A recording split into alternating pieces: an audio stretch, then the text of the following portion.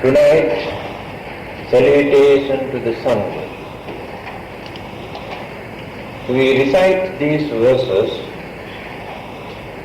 to explain the qualities or the characteristics or the nature of the Sangha community. From the very beginning, Sangha community is divided into two groups.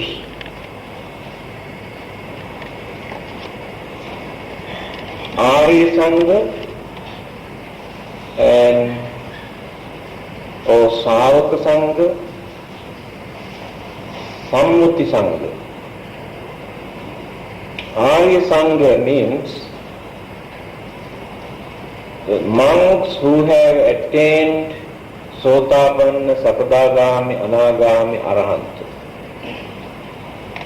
sainthood. So they are known as Arya. Arya means noble. And those ordinary monks who are working to attain these higher stages are known as Sammuti Sangha. Sammuti means accepted by the society as holy people. Sammuti. Again there is another word called Savaka Sangha. Savaka means listeners. Because those days there were no books, religious books to read. They always come and listen to the Buddha. After listening, they learn everything. So monks are very close to the Buddha, always associate with the Buddha. That is why in many discourses or many sutras, the Buddha always addressed the monk to deliver a certain discourses. Very seldom we can see some lay devotees approach the Buddha and directly address them. Always he addressed the monks to deliver the sermons or the discourses. Again, Sangha community divided into two groups.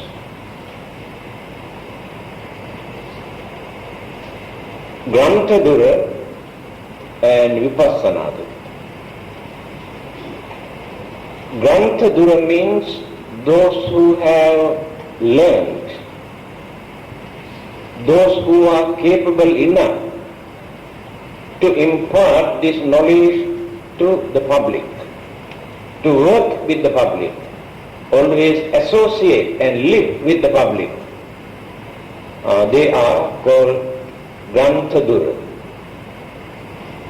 Another group is known as Vipassanadura. They do not associate with the public. They want to keep away from the society, and what they need is to improve their peace and happiness and their salvation. They spend their time for concentration, meditations, but very seldom they come and associate with the public. So we cannot say that this group is higher than the other group. All are important. Especially those who are working in the society, in spite of various problems and difficulties and complaints and accusations and criticism, if they have courage to continue their religious work, they are also very noble. They also learn a lot from the public. They get the chance to develop their patience and understanding and tolerance and kindness and compassion and sympathy because of these problems.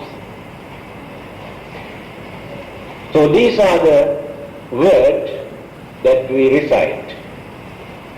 So the Buddha, the Dhamma and the Sangha, triple gem, Trividha Ratna, triple gem.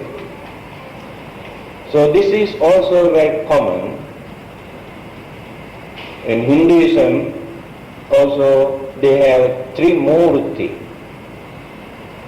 three Godhead, Brahma, Vishnu, Maheshwara. Brahma is the creator God. Vishnu is the God who look after, who maintains creation. Vishnu is a very powerful God. So one day, when he gets angry, when he comes to know the human beings are very wicked and cruel, and he can burn and destroy the whole world. This is their belief. Brahma, Vishnu, Ishvara. Then in Christianity also, Father, the Son and the Holy Ghost.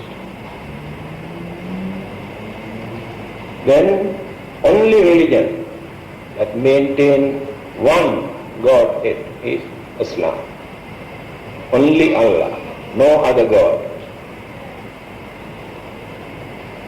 So here in Buddhism, the Buddha, the Dhamma, Sangha. I do not know whether you can remember, I have explained, the Buddha is just like a physician or a doctor who can diagnose the cause of the sickness and who can prescribe proper medicines to get cured the sickness. Dhamma is the prescription given by the Buddha for people to use to get rid of their sicknesses. Sangha community is just like nurses in the hospital who attend to the patients and give proper guidance and attend to them at proper time and guide them. So all are important. Supatipanno Bhagavato Savaka Sangho. Here we use the word Savaka Sangho. Ujjapatipanno Bhagavato Savaka Sangho. Nyayapatipanno Bhagavato Savaka Sangho. Samicipatipanno Bhagavato Savaka Sangho. Yadidam Chattari Purisa Yugani. Atta Purisa Puggala. Esa Bhagavato Savaka Sangho. Avneyo, Pavneyo, Dakhineyo, Anjali Karaniyo. Anuttaram Punyakhettam Lokassa. These are the wording that you use to pay respect, pay homage to the Sangha community. When you pay respect to a monk, you do not respect only to that particular person. You respect the whole Sangha community. So the monk is the representative of the Sangha community. He received this salutation on behalf of the Sangha community. So you respect the Sangha community. And that monks may not worthy of respect. You might have seen the behavior of certain monks. Even then, if you respect the Sangha community, not to that individual monk. Again, when you want to give dana, I have seen on many occasions our members and devotees, it is due to their ignorance, I think, when they want to invite a monk for blessing or for dana or funeral, they come and say, I want that particular monk. It is un-Buddhistic, please remember that. You should not say, I want only that monk.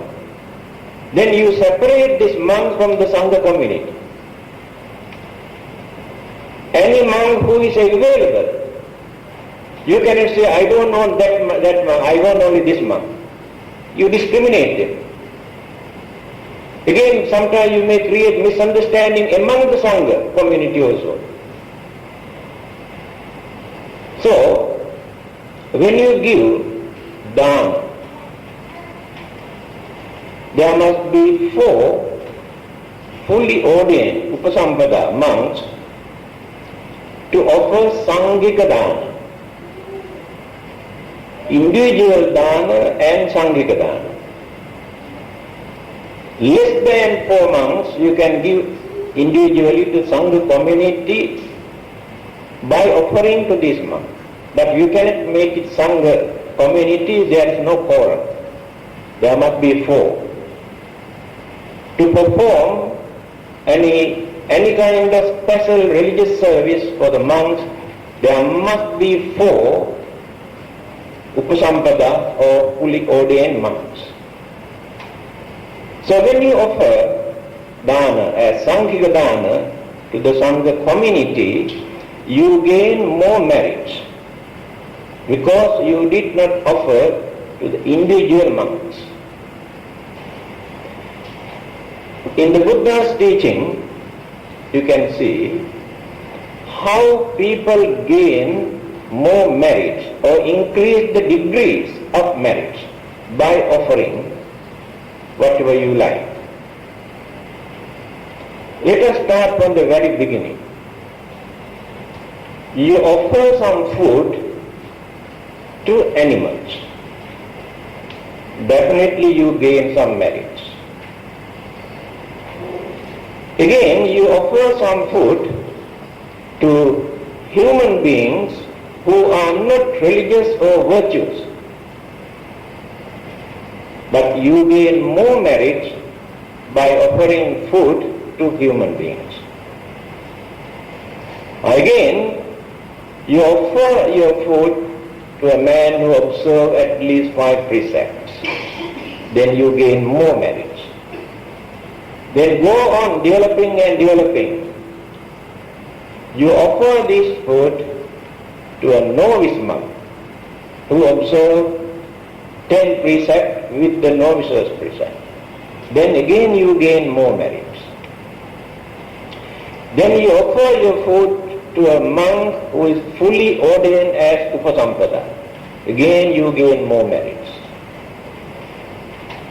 Then you offer this food to Sangha community by inviting 4 monks as Sanghikadana. Gain more merits. After that you offer this food to a monk who attained first stage of sainthood, Sotapanna. Again you offer this food to another person who attained the second stage of Sotapanna, sainthood. Again you observe this food to another person who attained the third stage of sainthood, Anagami. Then you offer your food to an Arahant who attained the highest stage of sainthood. After that, you offer this food to the Buddha. You gain more merit. Again the Buddha said, when you offer your food to the Buddha together with the other Sangha, then you gain more merit than offering your food only to the Buddha. Now this is the Buddha's teaching, how you gain the merit. Because the recipient must have certain good qualities. It is like this.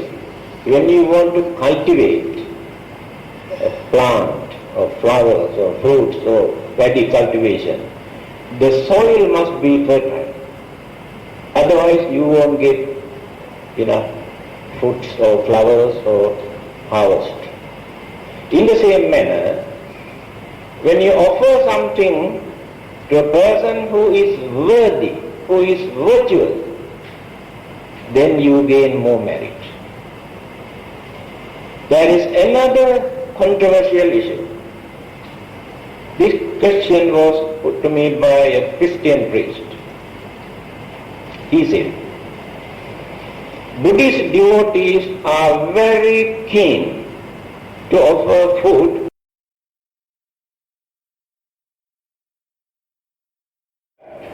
is the order of the Sāvaka Sangha. They must be wise. All are not intelligent. There are many stupid, many ignorant monks also. But even then, when they talk, when they do certain things, they have to do by considering, by thinking very carefully. So they should not take any hasty conclusion at once to say something or to do something. So that is what the Buddha says, act wisely. Sometimes they may get angry because they are not saint yet.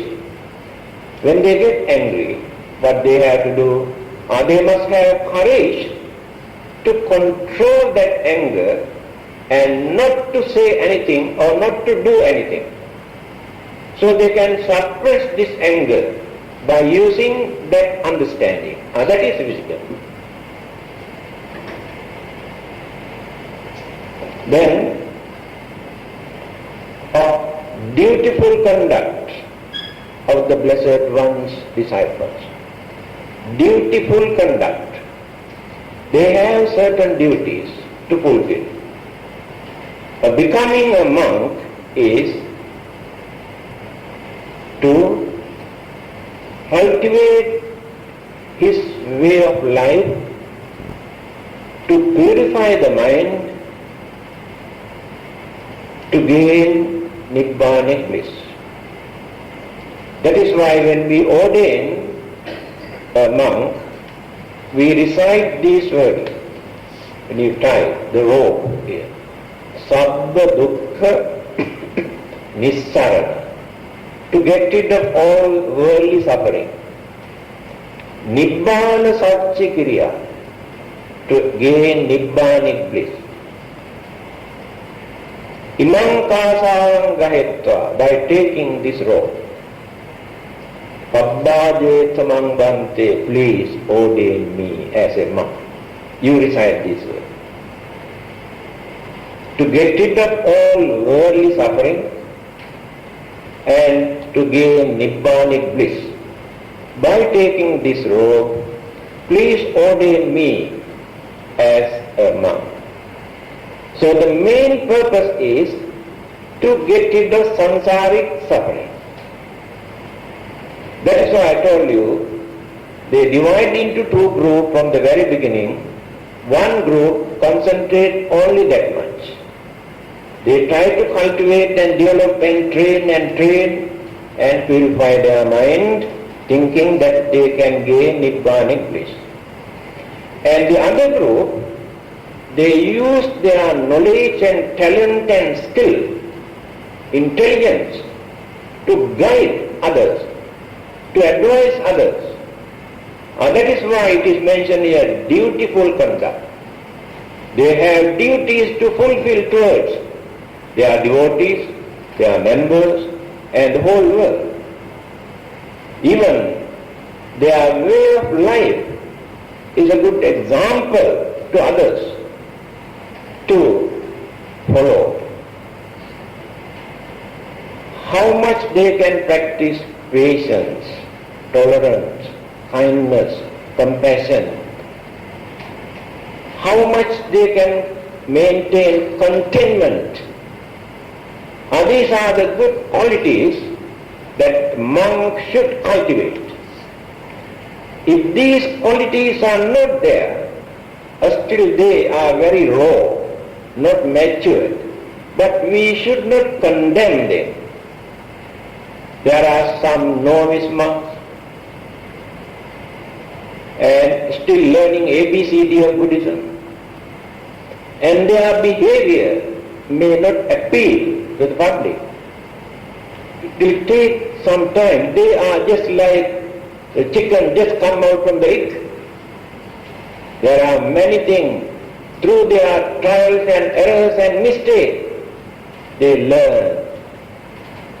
And I can understand, as a novice monk, I became a monk when I was 12 years old.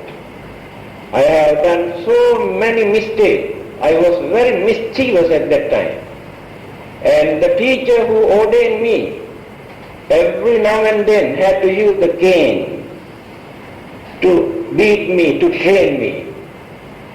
But when I remember how he beat me, why he beat me, today I respect him more. Because his idea is to train me. I always go and fight with other boys in the temple, exchange beating each other. When the teacher comes to know, he does not beat the other boy, he comes and beat me. This is the way how he trained me. So, as novice or as young monks, they are mischievous, they haven't got enough experience. Take time for them to learn how to associate with the public, how to do some service to the public.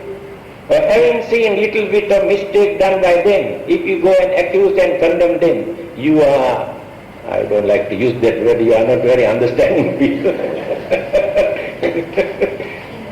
So you must have that understanding. Then,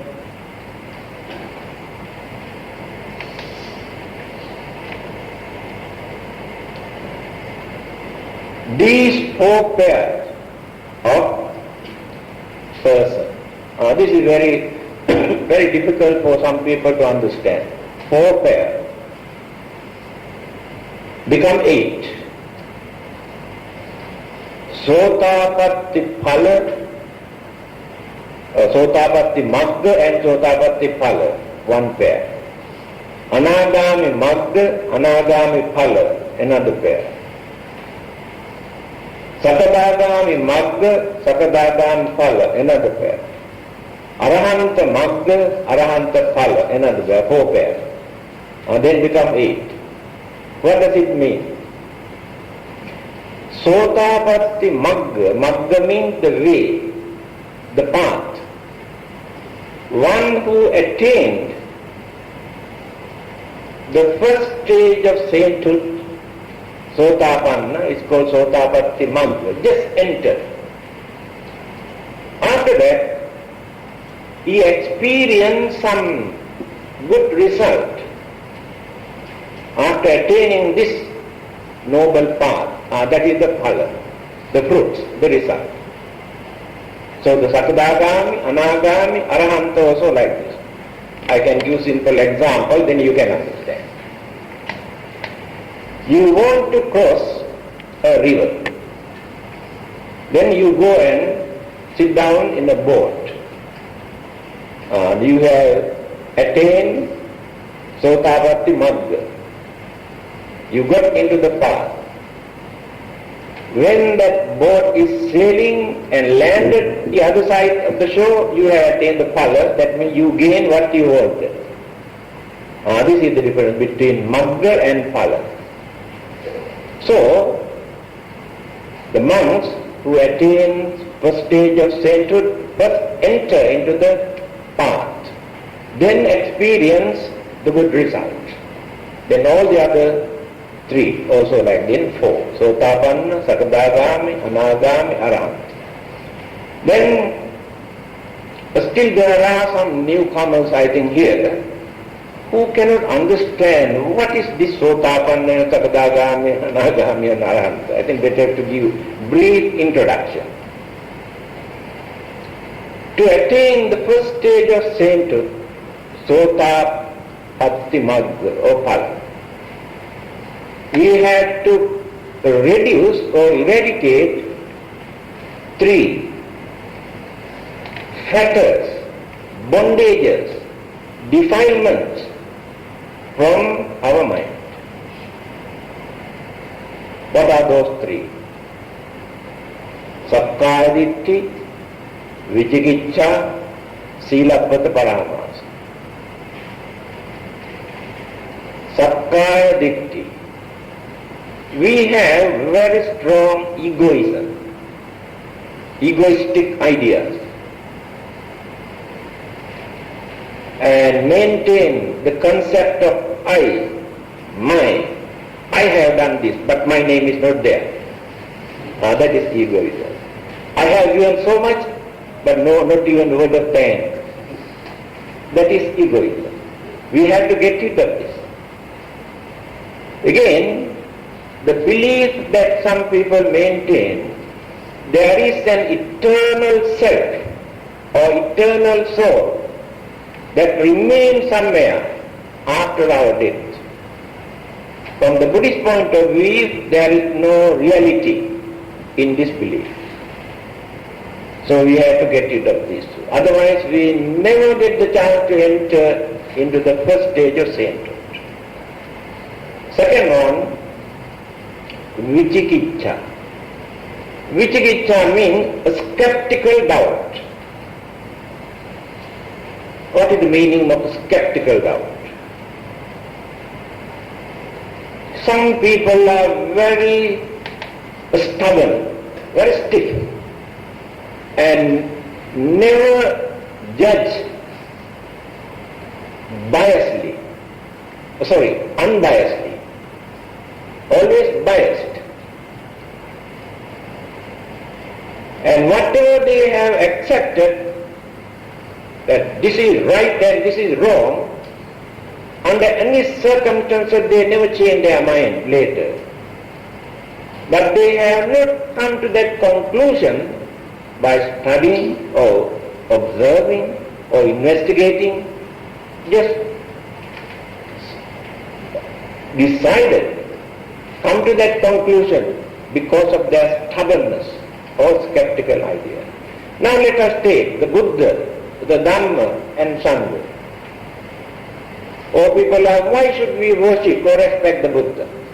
How do we know whether he gained enlightenment or not? What is that enlightenment? What this enlightenment can contribute for us? What is this Dhamma? What this Dhamma has done to us? Why do you respect to the Sangha? Who are they? They are also human beings. These are the people. This kind of skeptical views, without considering, without analyzing, without understanding, they give their decision in this way.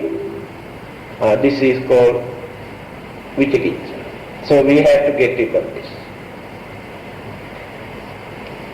Third one is Silabbata Paramasa. Sila Vata Paramasa. Those who cling to various kind of rites and rituals and ceremonies in the name of religion, by thinking, simply by performing these rites and rituals, they can find out their salvation. If not, there are some who believe simply by worshipping or offering something, they can find out their final salvation. But we have to get rid of that concept, that belief. By performing religious rites and rituals, we cannot get rid of our mental impurities. Our craving, our attachment, our anger, our jealousy, our greed, all the evil forces still remains in the mind. But we can perform any kind of rites and rituals and ceremonies. Even by torturing our physical body in the name of religion, we cannot purify the mind. Here we have to get rid of that belief also. So if the mind is free from these three, then we are capable to attain first stage of sainthood, Sotapanna. Sotapanna means got into the stream. This stream runs only in this way but never come backward, directly toward Nirvana. That is why it is called Sotapanna. The person who attained Sotapanna, it could not gain another stage of sainthood, rebirth can take place only 7 times, not more than that. Because by reducing those 3 mental bondages, he reduced too much of attachment toward the worldly life. Therefore, rebirth can take place only 7 times. Before that, get the chance to attain Arahanthood. Not only that, a person who has attained sainthood, first stage, rebirth never takes place as animals or any other unfortunate states, but perfect human beings. And there is a guarantee. That person never go to hell. That person never become an animal. That person never become a ghost or spirit or devils. That guarantee is there only after attaining the first stage of sainthood. Now let us come to the second stage. Sakadagama. We have to reduce 2 kinds of evil forces from the mind.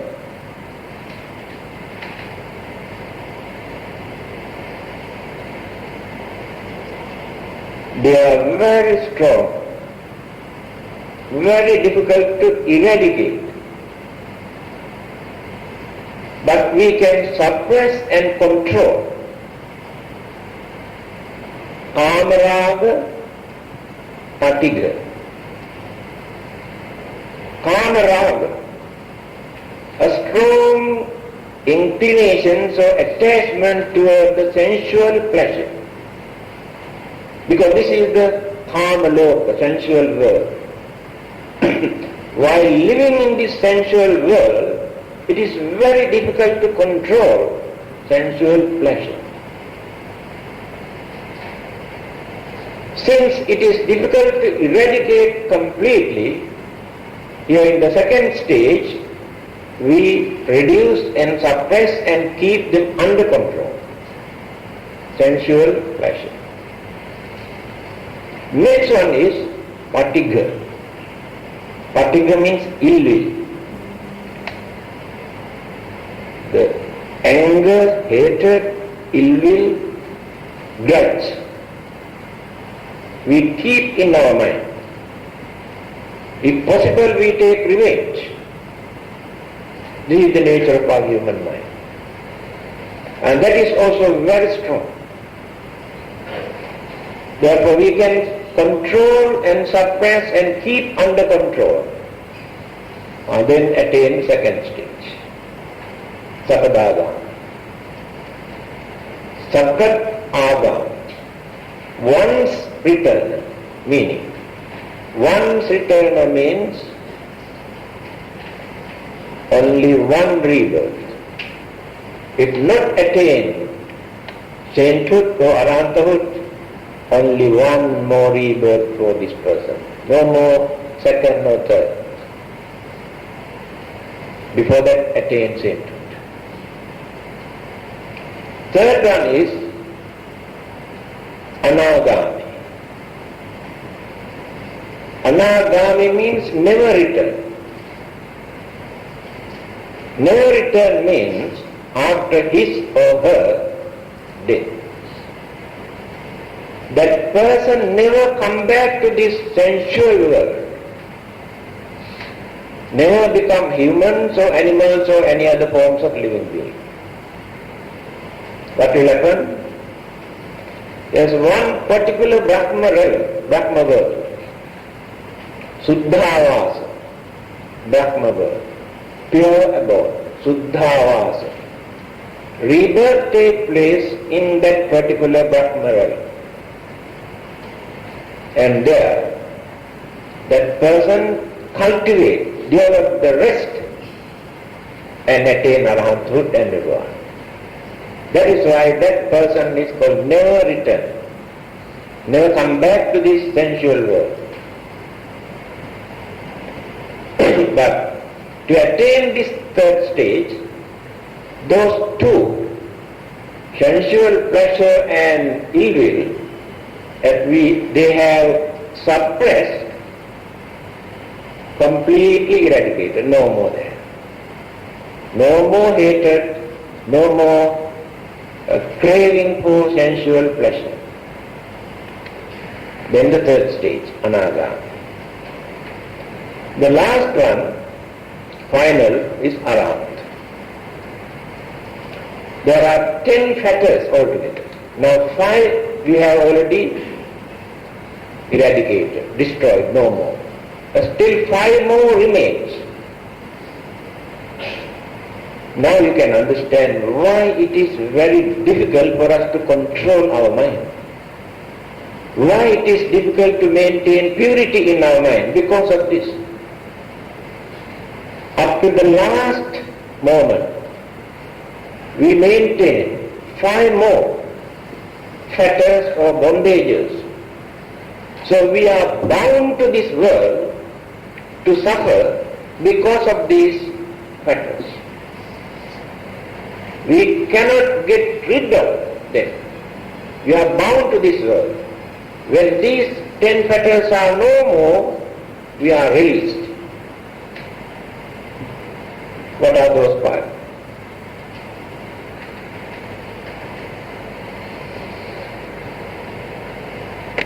Sattva, Ditti, Vicikicca, Silabbata, Paramasa, first stage, then Kamaraga, Patika.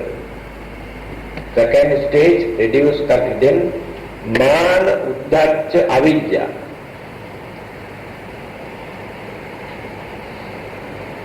Mana. What is Mana? Pride.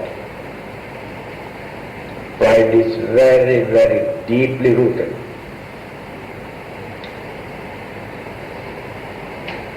Very difficult to maintain equanimity, unbiased attitude. Always there is some sort of discrimination, either superiority complex or inferiority complex. So we maintain this pride up to the last stage of sainthood.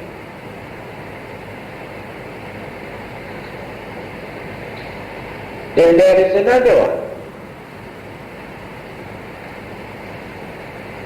Uddhacha.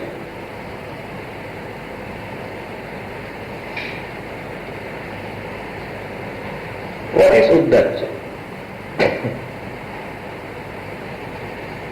Restlessness in our mind. We do not know why. Without any reason, we feel some sort of uneasiness, restlessness. That is due to certain concepts, certain belief, certain ideas that we have deposited in the subconscious mind, influence or project, then we experience restlessness in our mind.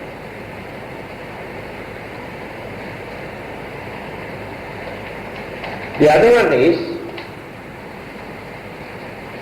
avidya. What is avidya?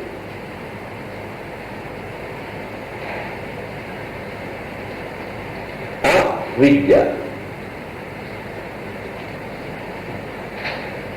The simple meaning is cannot see things properly, through proper perspective, cannot understand things properly. So I have to get rid of this ignorance. Ignorance is the last one. You know, the Buddha, Life after life, he went on cultivating, developing and developing and developing. So I have to get rid of this ignorance. Ignorance is the last one. You know, the Buddha. Life after life, he went on cultivating, developing and developing and developing. His mind, his knowledge, his understanding. Even then, the final birth as Prince Siddhartha, after his renunciation, 6 years, he suffered by following the certain advice given by some other religious groups for him to gain enlightenment. He accepted, he believed, practiced. Finally, he found out this is not the correct path. That means still that ignorance prevailing in his mind. His mind is not completely free from that ignorance until he gains enlightenment. So what about us? Amount of ignorance that we are maintaining in our mind. Very. I think you can remember what I have written in my book, What Buddhists Believe. A French scholar has written a book. The title of the book is Learned Ignorance. He says, by learning more and more, we enlarge our ignorance. Assume we learn all the existing languages, religions, philosophy, psychology, science, everything in this world. By learning all these things what we have done, we enlarge our ignorance. It is true. It is true. Then he says, actually there is nothing for us to learn from outside.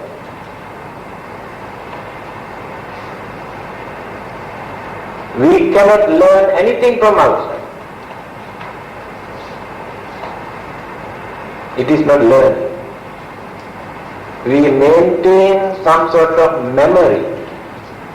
We remember what we have read or what we have heard.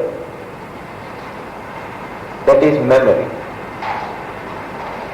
It is not wisdom.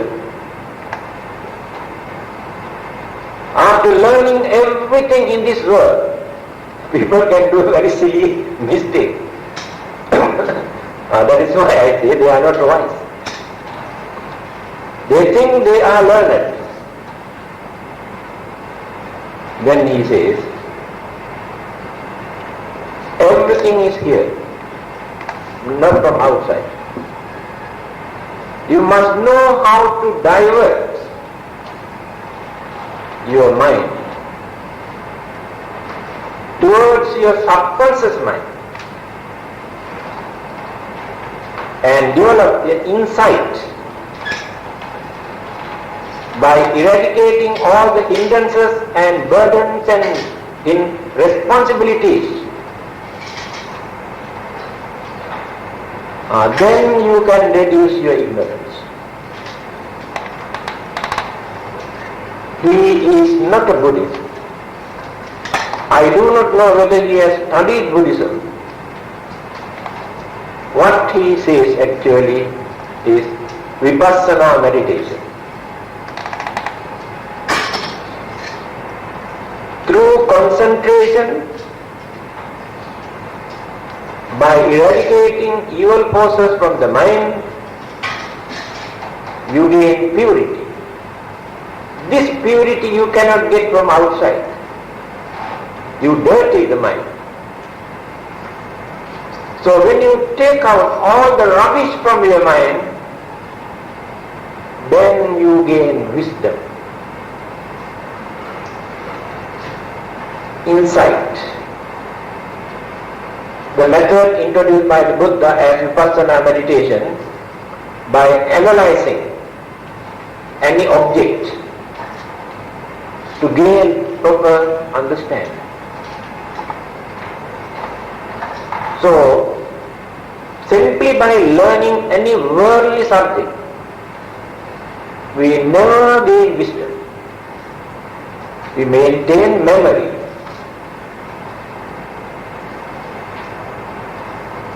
There is no spiritual development in that mind.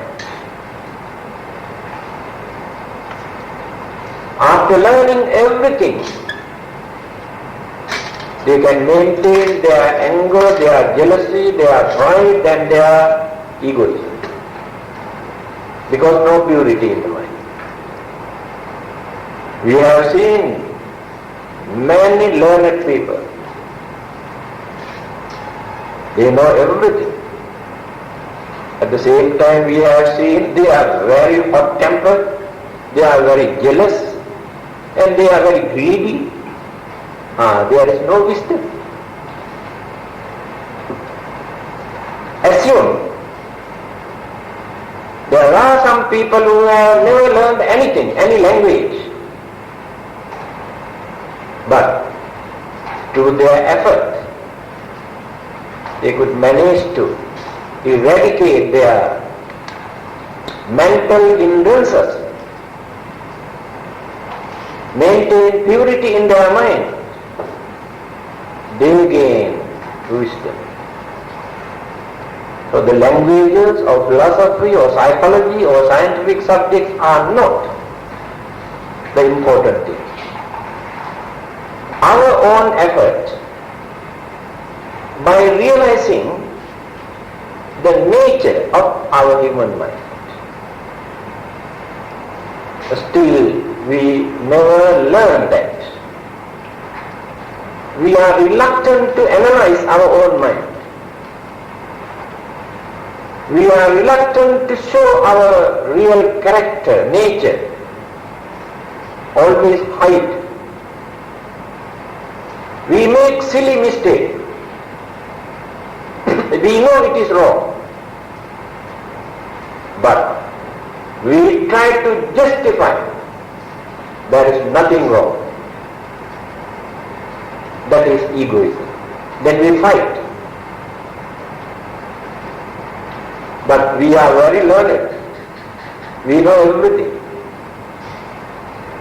That is what that scholar says. Learned ignorance. We enlarge our ignorance. You can glorify. We know everything. I know Buddhism and Christianity and Hinduism and Islam and everything. I know science and technology and philosophy and East and West, everything. But we do not know, we are stupid. That ignorance is there. So we enlarge our ignorance by accommodating these things into the mind. But without these things, we can gain wisdom if we really use our effort. If we are ready to admit our own mistake. That is the biggest weakness among us. So just now I tried to explain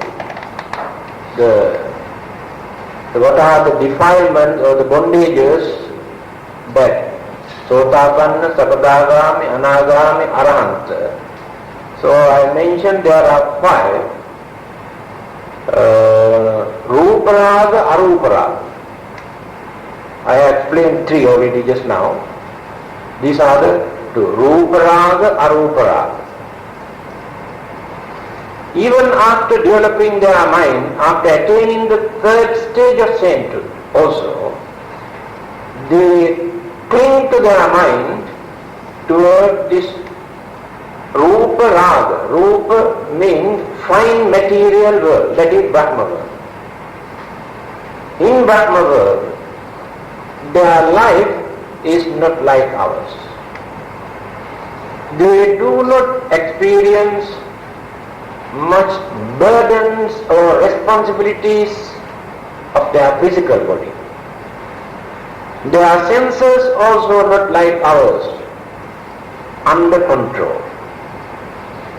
They use only two senses for their living, eyes and the ear, these two. Senses are under control. They are not crazy for any kind of sensual pleasure. Physical body exists. Very fine. Even then, those who believe that it is permanent and eternal or everlasting, the Buddha says it is impermanent. Therefore, attachment toward that type of Brahma realm is another mental hindrance. The other one is arupa, no rupa, no formations of any physical body. But the life exists. Difficult for you to understand, but not impossible to exist. Because this body is the house, structure for our life to exist. Therefore, body is not the life, but the life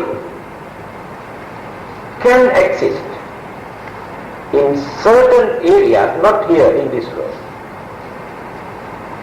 without depending on a physical body. The mental energy sustains life process. When people develop their meditation, also they disconnect the life and the body. The Buddhas, Arhantas, although they have attained Nirvana, still they are experiencing burdens and the pains and problems of their physical body. Sicknesses, old age, ache and pains, and to maintain this physical body is a real nuisance to them, because they have no attachment toward the body. So what they do, occasionally they attain this Jnana Samapatti. Jnana Samapatti means they separate their mind from the body. After that, mind does not experience any burdens of the physical body. During that time, they experience Nibbanic bliss, complete freedom for 1 week. After 1 week, again, switch off. Use that word, easy to understand. That means connect. Disconnected earlier, now again, then again become normal. But during that week, no food, no water, nothing. The mental energy sustained, although disconnected.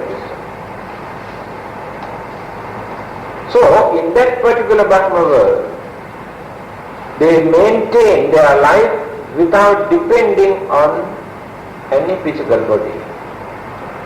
Earlier, in India, people believe that this is Nirvana. This is the final goal.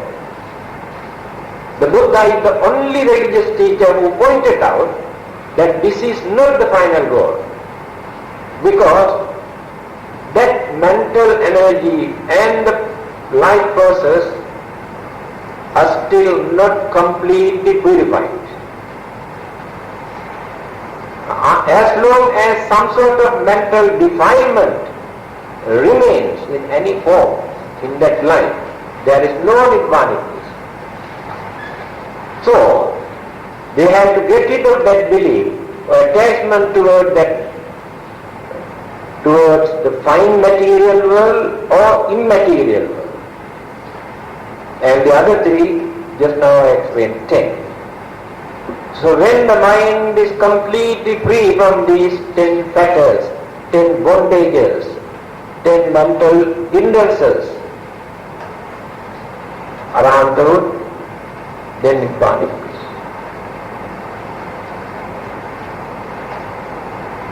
So, I don't think today we got enough time to discuss any other subject.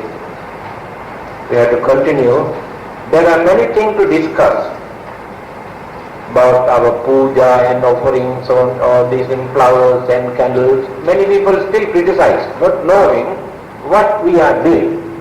Therefore we must learn the real religious significance, whether they are useful or not, meaningful or not, important or not.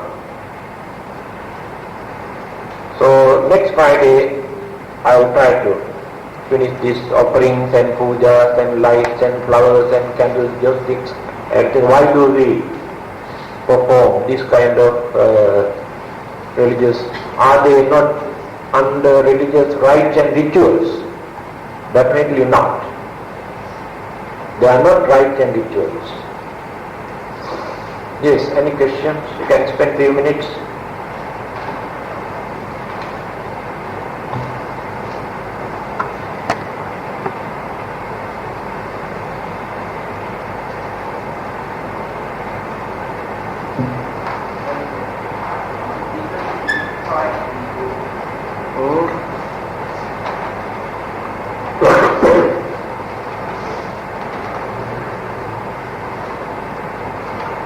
Pride is the concept that we maintain that we support the superiority complex, the feeling that we are higher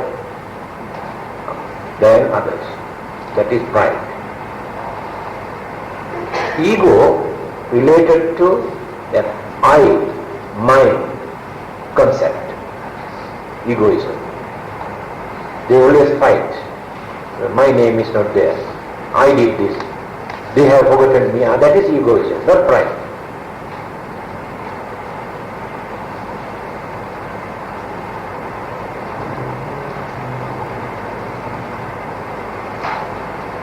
Anything else? It is possible today, or what is your question? It's a very good question. You know Devadatta, the Buddha's cousin brother, the disciples of the Buddha, who learn Buddhism from the Buddha, who learn meditation from him, who attain, who gain jhana,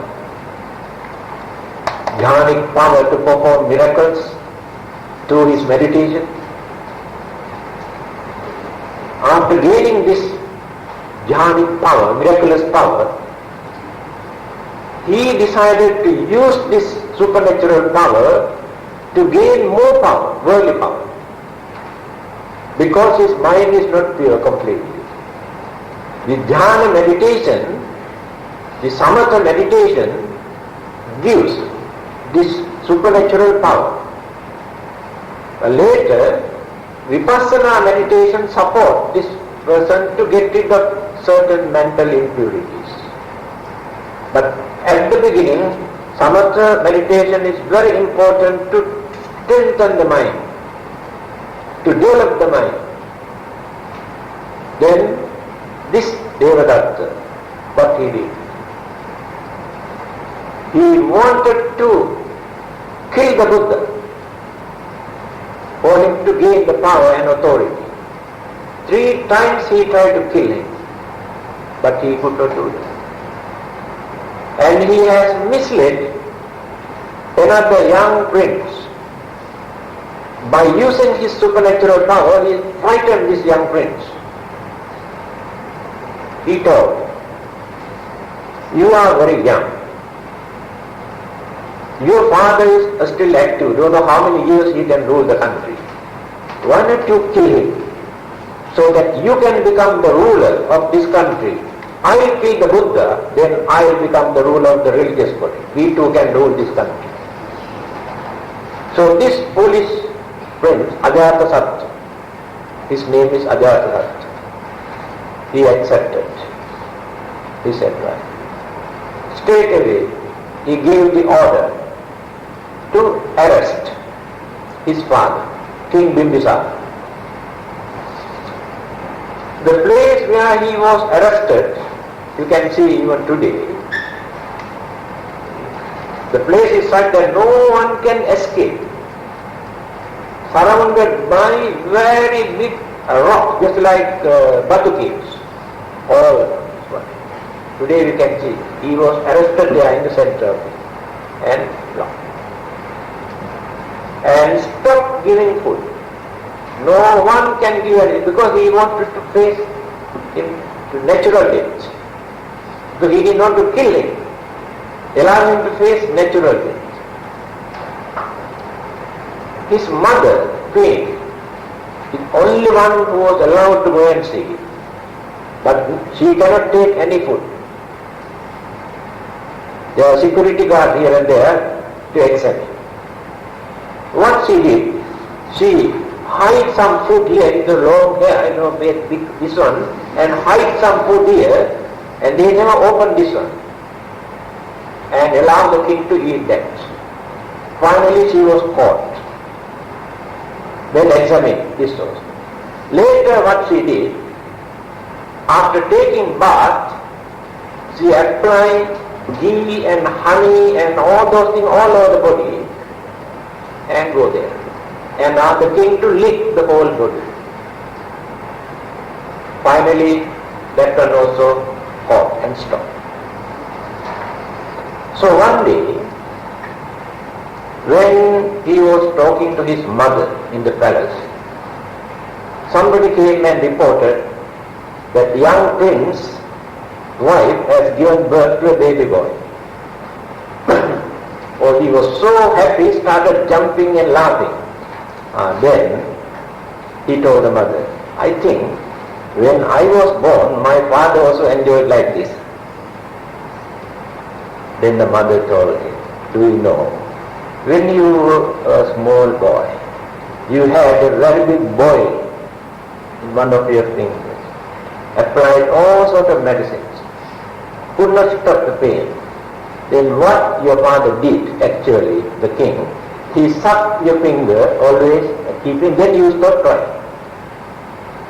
One day when he was sucking your finger, that boil burst and the pus came out. But he did not take out your finger to throw away the pus, he swallowed. See the affection and love that he had towards you, and see the way how you treat your father today. Then he opened his eyes. Immediately asked somebody to go and release his father. Too late. Poor old man died. So he has committed that patricide, what we call mortal, one of the mortal sins. That means no one can escape without pain. He has committed that, killing his own father. So Devadatta tried to kill the Buddha, but he could not kill, because no one can kill a Buddha. The Buddhas must face a natural death. But he used his jhana meditation power to do all these things. That is the danger of gaining supernatural power through meditation without mental purity. So whatever we learn, whatever meditation method we practice, how far we have controlled our mind, still there is no guarantee. Any moment, either temptation or irritation can stir the mind, can become very wicked or very wild and very dangerous person. This is the uncertainty of our mind. It's a very good question.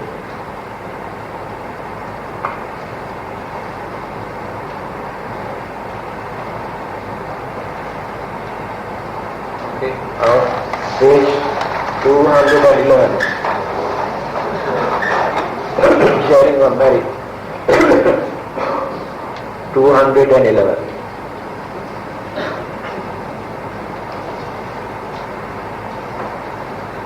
पुण्यानुमोदना. Follow me. Imina punya kamena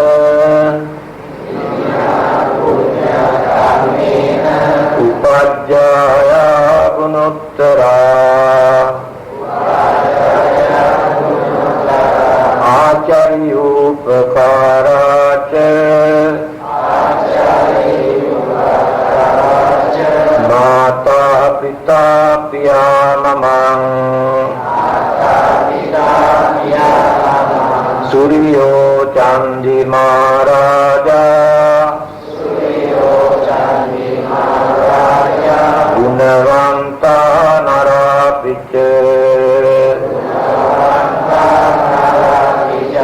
Brahma Maharaja Indaca